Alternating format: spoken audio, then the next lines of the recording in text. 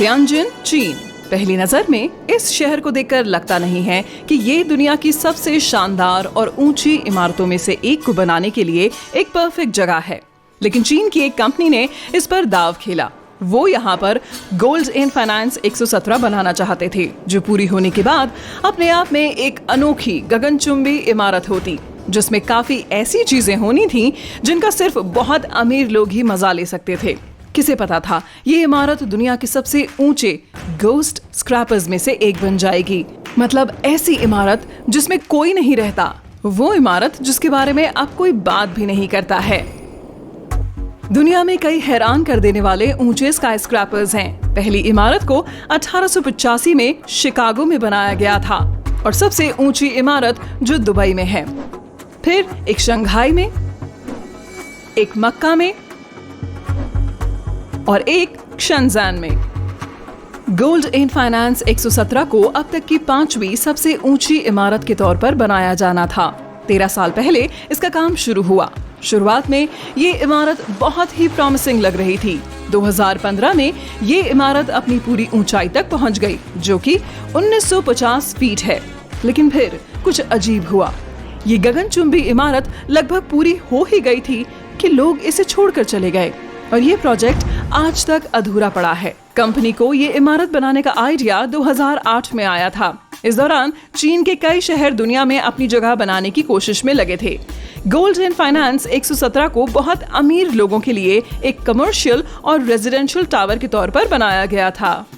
Italian और French style का interior design, एक पोलो क्लब, एक्सटेंसिव गार्डन्स। इसके अलावा इस गगनचुंबी इमारत के टॉप पर एक 3 मंजिला डायमंड की डिजाइन का एट्रियम भी बनाया जाना था, जिसमें एक स्विमिंग पूल, स्काई बार और रेस्टोरेंट बनाने की प्लानिंग थी।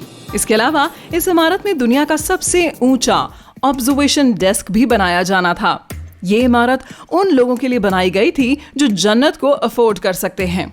सोचिए, आप ऐसी गगनचुंबी इमारत के टॉप पर रह रहे हैं। उम्मीद ये थी कि गोल्ड इन फाइनेंस 117 लोगों को बेहद पसंद आएगी।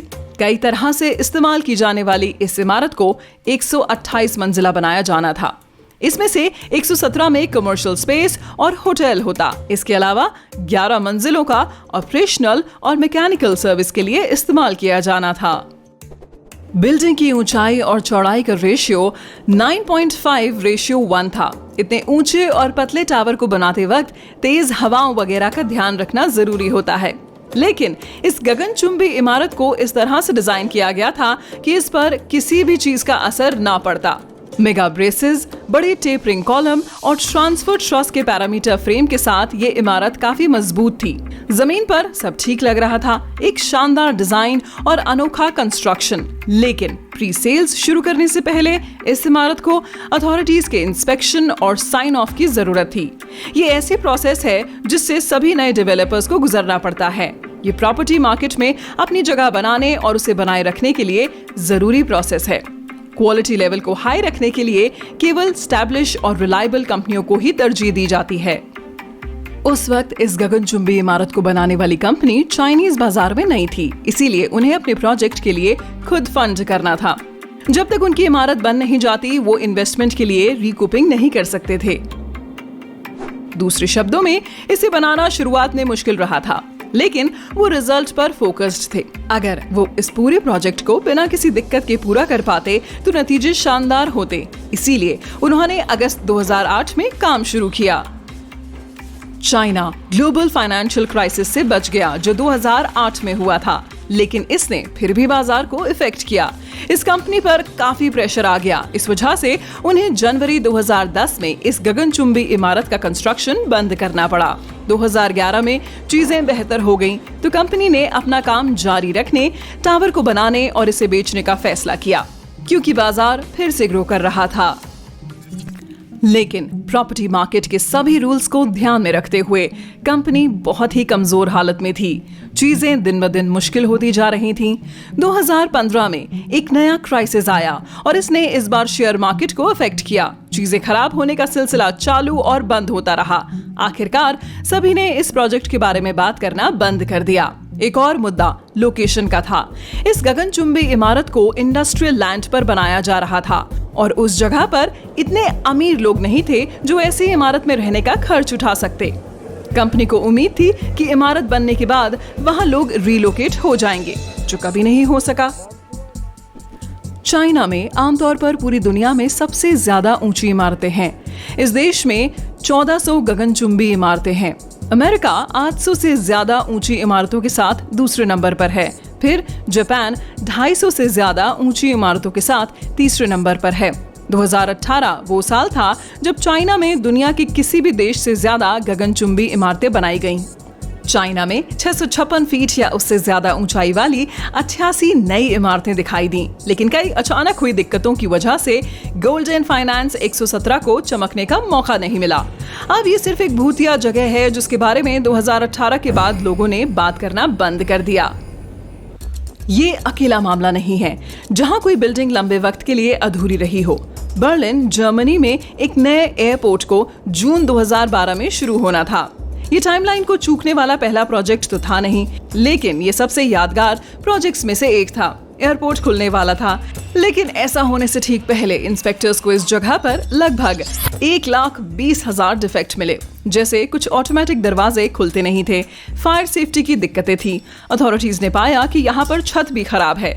लगभग 1,06,000 मील की केबल गलत तरीके से डाली गई थी, यानी कुछ लाइट चालू नहीं हो रही थी और कुछ बंद नहीं हो पा रही थी। एक्सपर्ट्स 9 साल से इन प्रॉब्लम्स को हल करने की कोशिश कर रहे हैं। एयरपोर्ट को सालाना 27 मिलियन पैसेंजर्स को हैंडल करने के लिए बनाया गया था। 2019 में 4.5 करोड़ से ज्यादा पैसेंजर्स बर्लिन में 2 ओवरबर्डन्ड एयरपोर्ट से गुजरे। ये एयरपोर्ट्स अब बंद होने और नए के साथ मर्ज होने के लिए तैयार हैं, जो एक्सपैंड होना शुरू हो गया है। पूरे प्रोजेक्ट के लिए कुल बजट 8.2 अरब डॉलर से ज्यादा था, लेकिन अगले कुछ सालों में ये और भी बढ़ सकता है। इसे बनाने का आइडिया 1990 में आया था। इस एयरपोर्ट के लिए सिर्फ सही जगह खोजने में ही 6 साल लग गए।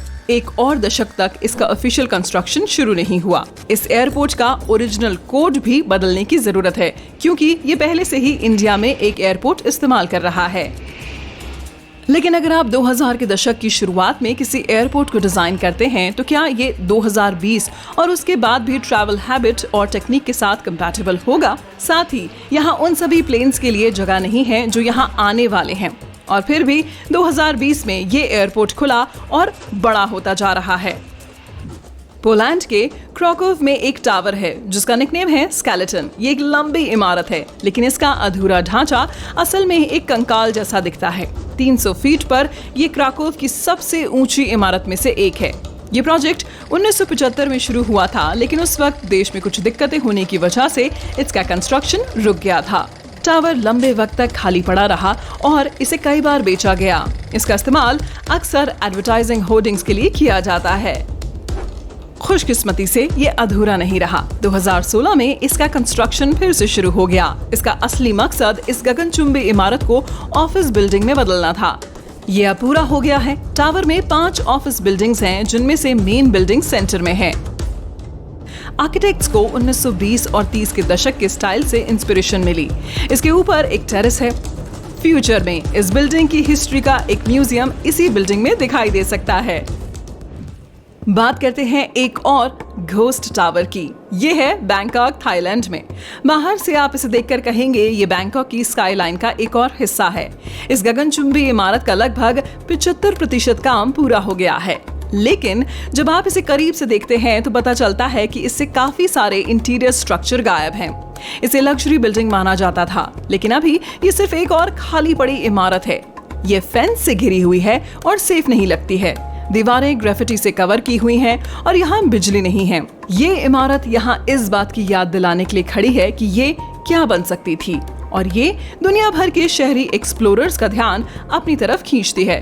क्राइसिस शुरू होने पर कंस्ट्रक्शन प्रोसेस रुक गई थी और अब केवल कभी कभार एडवेंचरिस्ट ही शहर और नदी के शानदार व्यू का मजा लेने के लिए इस साइट पर आते हैं।